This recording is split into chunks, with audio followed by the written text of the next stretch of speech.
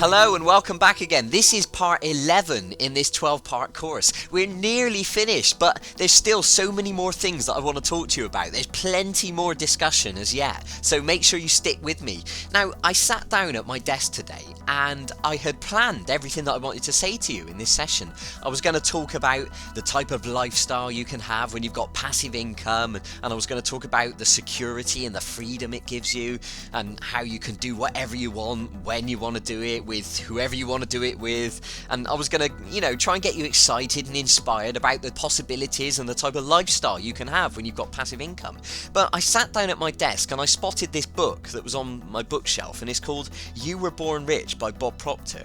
Now, I'd already read this book a couple of years ago, and I was just flicking through it, and I noticed that I underlined a lot of my favourite quotes and a lot of the things that I found particularly inspirational and particularly profound, the things that Bob Proctor has said in this book.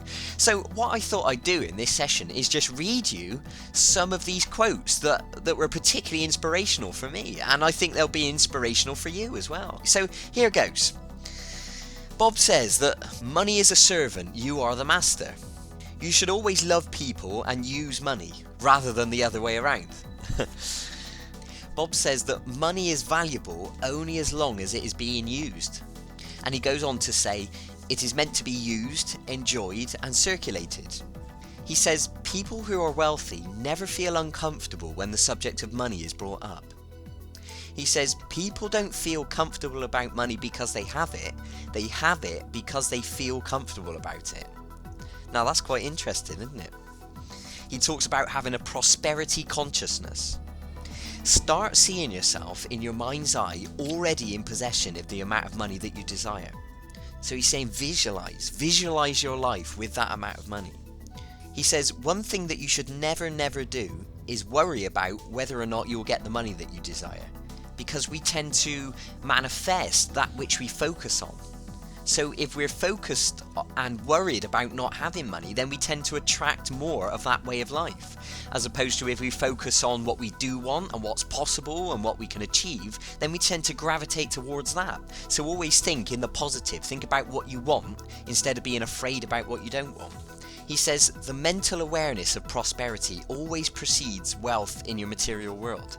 So what he's saying is, first you have to conceive the idea and have that desire in your mind and visualize what you want before it's ever going to appear in the outside world. For example, a house was first created in the internal world when the architect first conceived the idea and drew the plans. That was before it ever became a real thing in the outside world, okay? So everything starts off as a thought. Thoughts become things. He says any idea, plan or purpose may be planted in the subconscious mind by repetition of thought empowered by faith and expectancy. So think how this applies to any area of your life, not just business. Of course you can apply this to your internet business, you can visualize, the money being in your bank account, you can visualize your website, etc. But what about your health? What about your relationships? Apply your conscious focus to these areas. Visualize what you want to manifest and you're more likely to achieve it. He says you must begin to see money as an obedient, diligent servant that you can employ to earn more money and that you can use to provide services far beyond the service that you could ever physically provide. That's kind of like what we were talking about in one of the earlier sessions, where I was saying there's only so much work you can physically do. There's only so much energy you've got. But what Bob is saying is you can leverage money to deliver more service than you ever could have, with your physical hands, so to speak. He says prosperity consciousness knows no lack and no limitation. So I think he's saying open your mind to everything that's possible.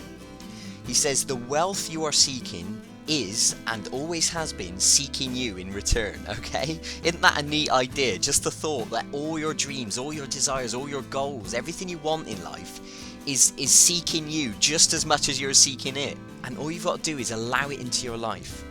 He says you must have something mentally before you will ever have it physically, which is what we already said earlier.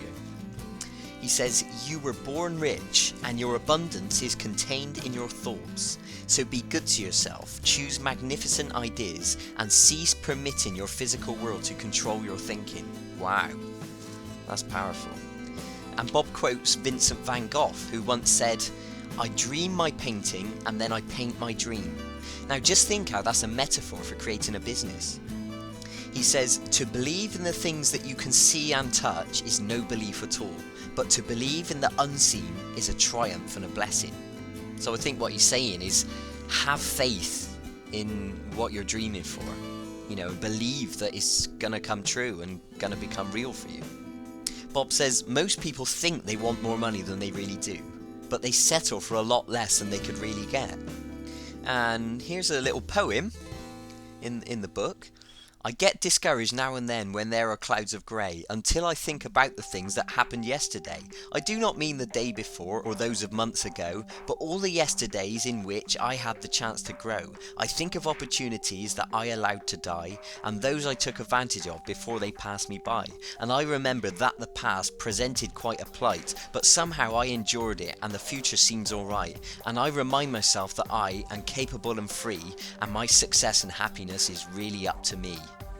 Wow, that's cool. It's by James J. Metcalf. Bob says, you are the mental architect of your own destiny. Wow, that's cool. He says, if you can see it and believe it, you can do it. What he means is, if you can visualize it and believe that it's possible, then you can do it.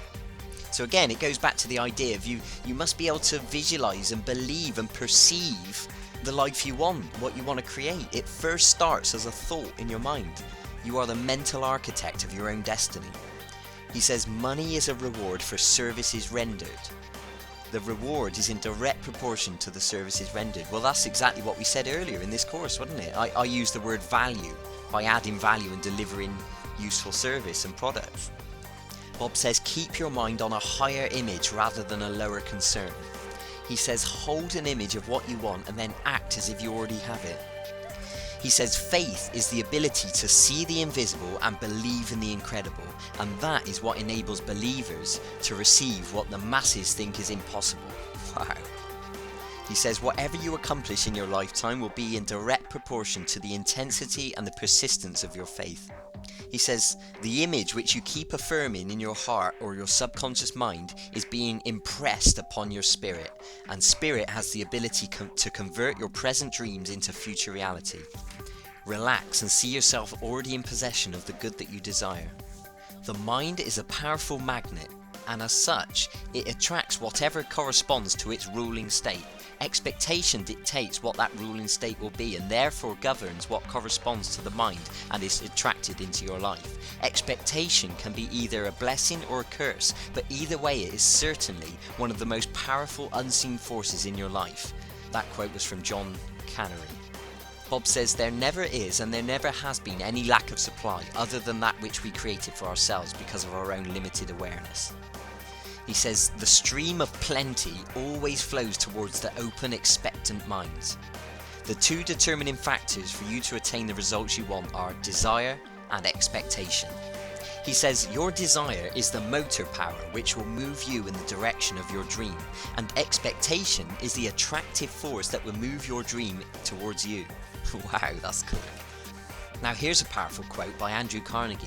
Any idea that is held in the mind that is either feared or revered will begin at once to clothe itself in the most convenient and appropriate physical forms available. Wow, stick that in your pipe and smoke it. Okay, one last quote. Everything you will ever want is already here. It is simply a matter of choosing the thoughts which will put you into harmonious vibration with the good that you desire. Amazing.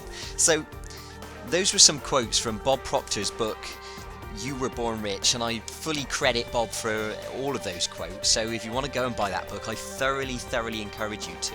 And I hope you've enjoyed listening to some of those quotes, and I hope they've inspired you, and I hope you've found them as profound as I did. And I hope that's going to help you create the life of your dreams, and whatever that means, you know, for your businesses or, you know, your life, your health, your relationships, everything. So I look forward to seeing you in the next session, session number 12, which is the final session in this free 12-part course. So we've had a lot of fun together, but there's still more to talk about. So thanks for listening. My name's Ben Lowry. In the meantime, feel free to go and check out my website. It's www.youtubecashsystem.com, and you can join my full training program and become part of the family. And I really hope you make the decision to do that. So I'm Ben Lowry. I'll see you in the next session. Thank you. you and goodbye.